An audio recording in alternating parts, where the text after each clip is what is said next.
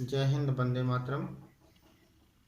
Military study का ये class paper first BSc previous वालों के लिए है। और आज हम लोग जानेंगे कि जो मुग़ल कालीन घुड़सवार सैनिक हुआ करते थे वो कितने प्रकार के होते थे, या यूँ कहें कि मुग़ल कालीन घुड़सवार सेना के प्रकार कौन कौन से थे। तो आज का विषय है हमारा, आज का टॉपिक है मुग़ल कालीन अश्वारोही सेना के प्रकार। मुग़ल कालीन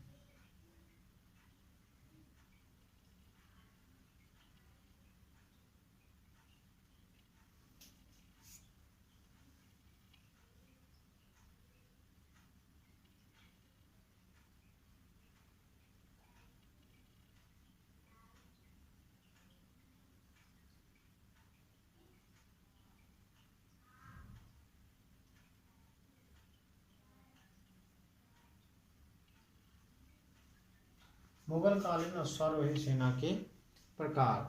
तो जो मुग़ल थे वो अपने अश्वारोही सेना में 3 प्रकार की सेनाओं का समावेश किए हुए थे। कितने प्रकार की? 3 प्रकार।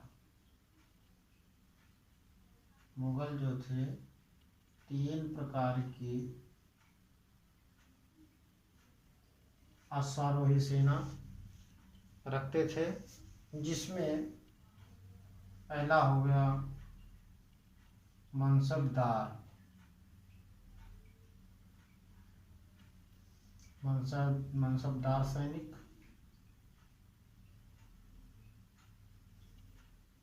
दूसरा अधीनस्थ या अधीन, जो रियासत होती थी, अधीन रियासतों।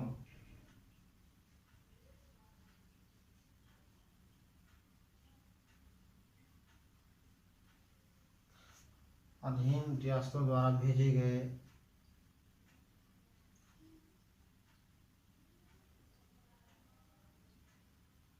सैनिक।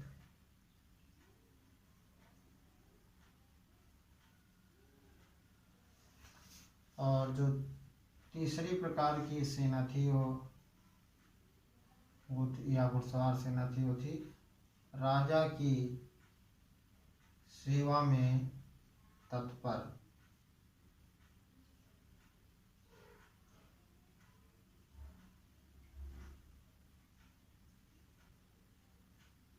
सैनिक। मुग़ल काल में या मुग़ल कालीन अश्वारोही जो सेना थी उसमें 3 प्रकार की सेनाओं का जिक्र मिलता है, जिसमें मनसबदार सैनिक, अधीन रियासतों द्वारा भेजे गए सैनिक, सहायता के लिए भेजे गए सैनिक, या राजा की सेवा में तत्पर सैनिक। इस 3 प्रकार की सेनाओं का वर्णन मिलता है, जिसमें हम लोगों ने लास्ट वीडियो में हम लोगों ने जाना है कि मनसबदार प्रथा क्या थी या मनसबदार सैनिक कौन होते थे। थोड़ा सा इसमें जान लेते हैं। मनसबदार वो सैनिक होते थे जैसे कि आज के समय का एनजीओ। आजकल एनजीओ में क्या होता है, सरकार द्वारा किसी एनजीओ को कोई विभाग दे दिया जाता है और उस विभाग को, उस एनजीओ को अथॉरिटी दी जाती है कि आप ये काम सुचारू रूप से करवाइए, जिसके बदले में हम आपको इतना वेतन पर हेड के हिसाब से देंगे। अब वो एनजीओ सुनिश्चित करती है किससे कितना काम कहाँ कहाँ पे कब कब लेना है। उसमें सरकार का कोई उत्तरदायित्व तो नहीं होता है। सरकार को यथावत वो काम अपने निश्चित समय पर चाहिए। ठीक उसी प्रकार से ये मनसबदारी प्रथा हुआ करती थी। मनसबदार सैनिक हुआ करते थे। राजा इन सैनिकों की देखरेख के लिए, वेतन के लिए एक उचित मापदंड के अनुसार इनको प्रत्येक सैनिक के लिए एक निश्चित धनराशि दे देती थी। और जो मनसबदारों का हेड होता था, मुखिया होता था, वो इन सब सैनिकों को अपने आधार पर, अपने तरीके से इनको प्रशिक्षित करता था और समय आने पर वो राजा के युद्ध में उनको सहायता प्रदान करता था, जिसके बदले में इनको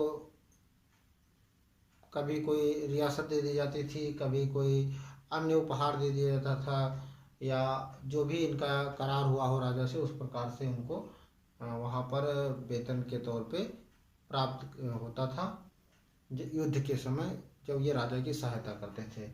तो इस प्रकार से ये मनसबदार सैनिक को अत्यधिक मात्रा में इनको सरकार के द्वारा या राजा के द्वारा दिया जाता था। तो इनकी देख रेख कौन करता था? इनका जो हेड होता था। तो वो सैनिक होते थे जो समय पे कभी कोई युद्ध के समय या विपरीत स्थिति में जब राजा इनसे सहायता, मनसबदार से जब सहायता की इच्छा जाहिर करता था, तब इनको वो मनसबदार सैनिक इनकी राजा की सहायता करते थे। एक प्रकार की ये घुड़सवार सैनिक होते थे, मनसबदार सैनिक। दूसरे वो थे अधीन रियासतों द्वारा भेजे गए सैनिक। जैसे किसी राजा ने किसी रियासत पर आक्रमण करके उसको अपने अधीन कर लिया, उसको जीत लिया, तो ये उसके द्वारा भेजे गए जो अश्वारोही सैनिक होते थे वो इनको सहायता प्रदान करते थे। या कभी कभी ऐसा भी देखने को कहीं कहीं पे मिलता है कि कोई पड़ोसी राज्य है, वो सोचता है कि कहीं शत्रु यदि हमारे पड़ोसी को हराकर वहाँ पर अपना आधिपत्य कर लिया, तो हमारे पास भी ये हमारी रियासत को, हमारी जागीर को, हमारे देश पर भी आक्रमण कर सकता है, हमारे राज्य पर आक्रमण कर सकता है। तो इस लिए भी वो अपनी सेना को अपने पड़ोसी सैनिक, पड़ोसी राजा के पास उसकी रक्षा के लिए भेज देते थे। तो ये हो गए अधीन रियासतों द्वारा भेजे गए या मित्र रियासतों द्वारा भेजे गए अश्वारोही सैनिक। तीसरी चीज आती है राजा की सेवा में तत्पर। राजा अपने कुछ पर्सनल, कुछ निजी तौर पर भी घुड़सवार सेना या सेना को रखता था, जो राजा की सेवा में या राजा के शासन में सहयोग प्रदान करते थे। उनकी समय समय पर जैसी जहाँ पे आवश्यकता हो उसको पूर्ति करने के लिए राजा की जो सेना होती थी, उनकी सेवा में जो लगे होते थे, और राजा जिनकी देख रेख में एक वेतन भत्ते और अन्य रख रखाव में खुद खर्च करता था, तो वो होते थे अश्वारोही तीसरे प्रकार की सेना। तो राजा के द्वारा खुद उसमें उनका पालन पोषण होता था। तो इस प्रकार की 3 प्रकार की सेनाएं थी, 3 प्रकार की मुगल काल में सेना हुआ करती थी, जिसके सहारे मुगल जो है युद्धों पर विजय प्राप्त किया करते थे। जिनमें नंबर 1 का हो गया आपका मनसबदारी घुड़सवार सैनिक, दूसरा हो गया अधीन रियासतों द्वारा भेजे गए घुड़सवार, और तीसरा वे सैनिक जो राजा के द्वारा खुद सेवा के लिए नियुक्त किए जाते थे। इनमें जो सबसे ज़्यादा सैनिक होते थे वो किसमें होते थे? मनसबदार में होते थे, क्योंकि इसकी रख रखाव का खर्च या तो राजा के द्वारा दिया जाता था, या तो ये खुद अपने प्रशिक्षण अपने दम पे लिए होते थे। और जब इन कभी किसी राजा को